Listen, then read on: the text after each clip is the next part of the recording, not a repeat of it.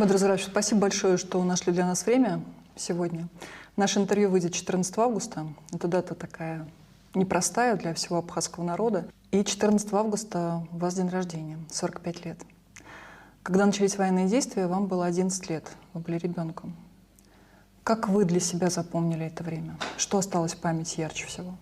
Я запомнил этот день тем смятением, которое происходило у нас в доме, той тревожностью обращения диктора абхазского телевидения к народу о начале войны и о реакции моего отца. Это то, что мне запомнится навсегда. Человек, который взял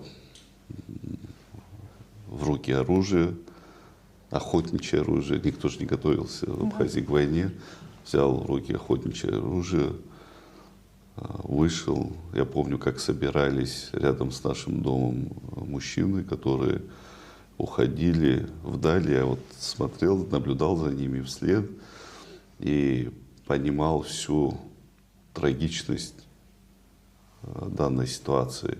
Я понимал, что у нас никогда больше не будет той жизни спокойной, мирной, которая была ранее. И у меня мысли